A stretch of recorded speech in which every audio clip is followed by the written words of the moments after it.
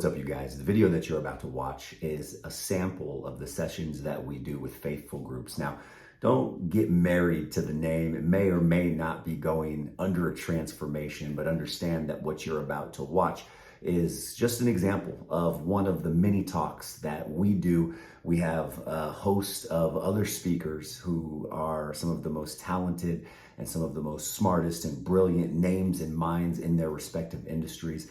However, the goal is community. The goal is oneness. The goal is coming together and getting away from what social media has become, where we're able to dive deeper, develop deeper and more meaningful relationships. I don't know about you, but I'm tired of shallow.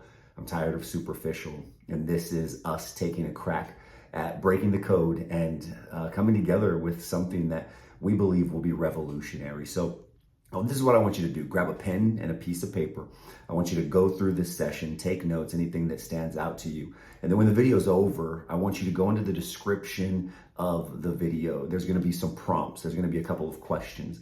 I want you to answer those questions, write them down, and then do me a favor. If you're feeling open to it, I would encourage you to comment your answers to the prompts. I'd love to go through and maybe respond to a couple of them and just see what you guys thought of the session and the questions in general.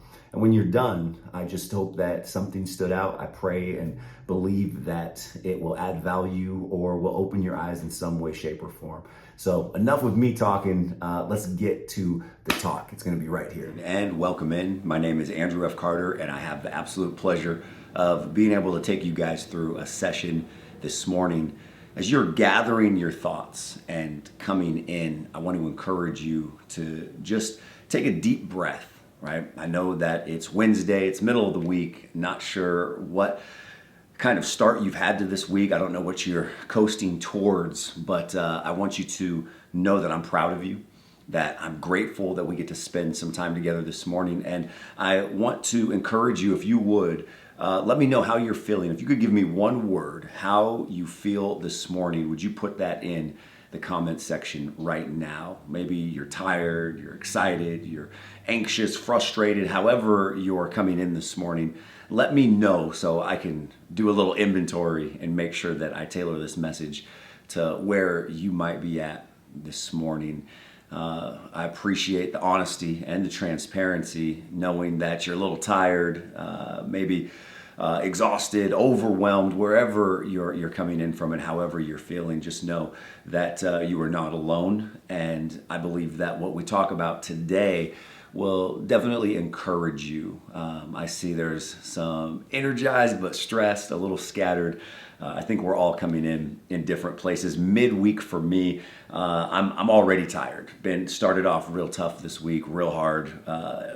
Big boost at the beginning, and this midweek hump day is a little exhausting. But check it out. Today, we're going to talk about the power of disclosure, the power of authentic disclosure, because you can disclose information to people to a certain extent, but sometimes you lose that power if it's not authentic. I want to just define a couple of things so that we understand the direction of this talk and the session that we're joining today. Authentic disclosure would be defined as the act of openly and honestly sharing somebody's feelings, their emotions, their dreams, their experiences, but in a truthful manner. So I authentically disclose information to another individual, and I do so in a way that is just true and honest and open. There's no bars, there's no holds. It's just, I'm going to be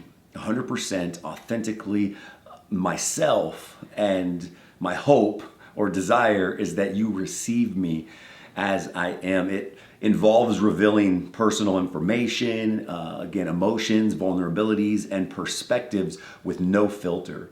Right? So many times we look at social media, and social media is filtered, it's photoshopped, it's edited, it's this curated highlight reel, and people really get a chance to decide what this image or picture of themselves is. The way that they're perceived is in their hands, essentially. But when we authentically disclose information to other people, we remove that filter and we essentially bare our souls with the hopes, right? With the hopes and the desire is that we are well received or we find some kind of connection. Now, it has a lot of benefits. Being authentic and sharing with individuals, it has a ton of benefits.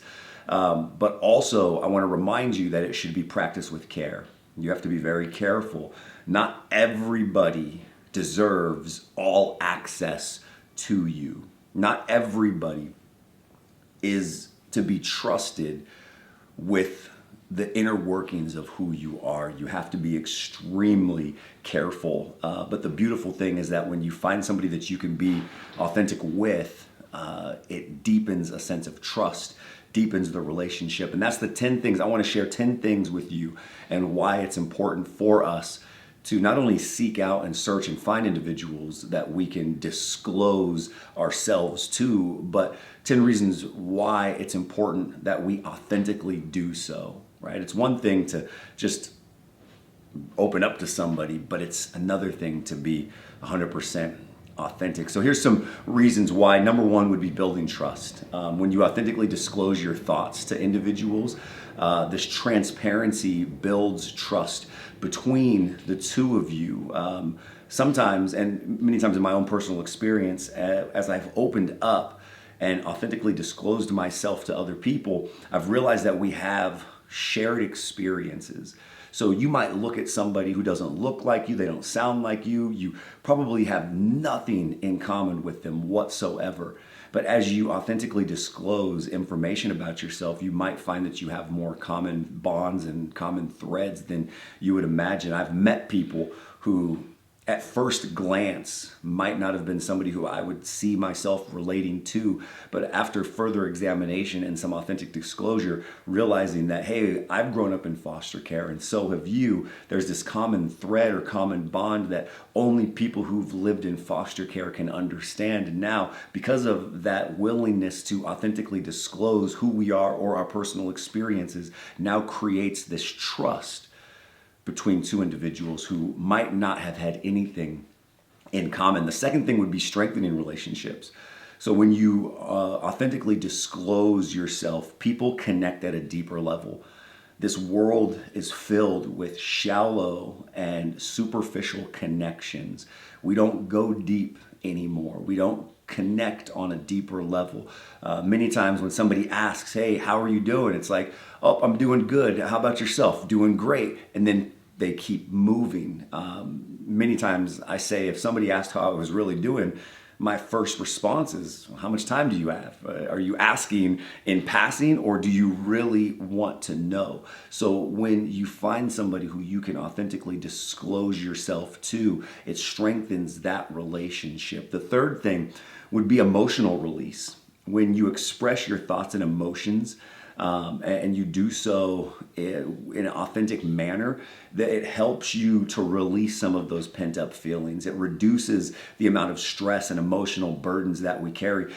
Like, you might be able to relate. Have any of you ever felt like you just need to get what's on your mind out of your head? You just need to regurgitate or vomit up what it is that you're feeling. And then once you unleash that or unload that, you feel better. There's like this sense of like, okay, I can breathe. I got this off my chest. But the issue is that not a lot of people have trusted people who they can authentically disclose themselves to for fear of judgment, for fear of rejection, for whatever reason that might be. So there's this emotional release that also comes from authentically disclosing yourself. A fourth thing would be validation and support. When you disclose authentically, you open the door for others to provide validation, empathy, and even support. I was meeting with a mentor yesterday, and he said that he was working alongside a guy for over 15 years. And after 15 years, the guy left his side and told him that he never felt supported or seen. And the pastor was like, that's interesting, because every day I would ask, how are you doing? How is your family? How can I pray for you? And the answer was always good, and there's nothing you can pray for me for. He never authentically disclosed himself. So how can we as individuals support others if they're not letting us know. We're not mind readers. So my point is this: when you authentically disclose yourself to other people, you're opening the door to now receive the support, the encouragement, and maybe even the validation that you might need. But if every time somebody asks how you're doing and you just give them this regurgitated or recycled answer of everything's okay, they can never get past the gate to go beyond surface and shallow and superficial levels of friendship. And so in doing so, it starts to create these connections and outlets for you to better be supported. The fifth thing would be problem solving. I think that explains itself when you share openly and invite people into what it is that you're going through in a real, raw, and honest manner. Sometimes people from outsiders looking in have a vantage point and have an advantage in general of seeing things that you might not be seeing. We have blind spots, so we might be in this situation. It seems like a storm. We might not have the answers. We might not have the solutions. We might feel lost in what it is that we're going through. But by inviting somebody in, they might bring an alternative perspective or bring to light something that you're missing because you're so up close to the problem. They're able to zoom out because it's not their problem and see angles and things that you might not be able to see. So when you open yourself up to authentic disclosure, it definitely helps with problem solving. Number 6 would be reducing misunderstandings. I think that a lot of the issues and confrontations and problems that people have is because of a poor job of communicating their needs. Many times we need something, or we feel a certain way, or it might seem like we're not being heard or valued or whatnot. But if we don't openly communicate that to other people in an authentic way, then they're going to continue to do the same thing over and over. You're going to keep getting stepped on. You're going to keep getting overlooked. Your feelings are going to keep getting hurt because you're not communicating. So when you start to authentically disclose what it is that you're going through, how you're feeling, your emotions, and where you're at, it reduces. Like, it's not going to, take it off the table. You'll still be misunderstood in sometimes places and moments, but I believe that it helps reduce the amount of times that you are misunderstood. The 7th thing would be personal growth, sharing your experiences openly. It's both the positive and the negative ones contribute to your own personal growth. It allows you to reflect on your thoughts and feelings and to learn from them. One of the good things that I got from counseling, my counselor, when I was doing counseling, would sit there and he would ask me one question, and then I would just riff on that question. I would say things, and I would think out loud, and I would just unload all of this stuff. And he would just sit there and go, wow, interesting, wow. And the whole time, as I'm regurgitating these things, I'm actually hearing myself sort out my own problems and navigate these things. And at the end of the time, he'd be like, well, time's up. Didn't say a whole lot, didn't analyze anything, but just gave me an opportunity to process all of the stuff that I was going through.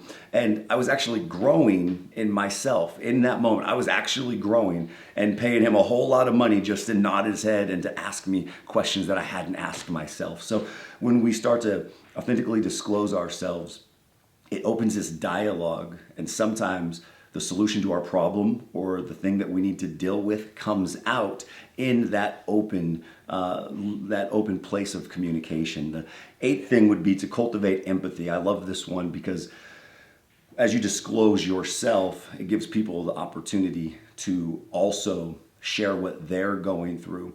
And it softens us. It softens our heart. It promotes compassion. It promotes understanding. It promotes walking a mile in somebody else's shoes. And many times it helps us to see things from other people's points of view. The 9th thing would be setting boundaries. When you disclose yourself in an authentic manner, it also helps you better express your boundaries. You know what you're for, you know what you're against, you're able to have a better understanding of who you are and how you operate. And so when you open yourself up, you start to understand, hey, this is my comfort zone. This is where I feel comfortable in this place. I don't feel good out here. And so You start to establish boundaries as you openly communicate, and I think that's healthy for your relationships. And the 10th and last thing is for even more effective communication.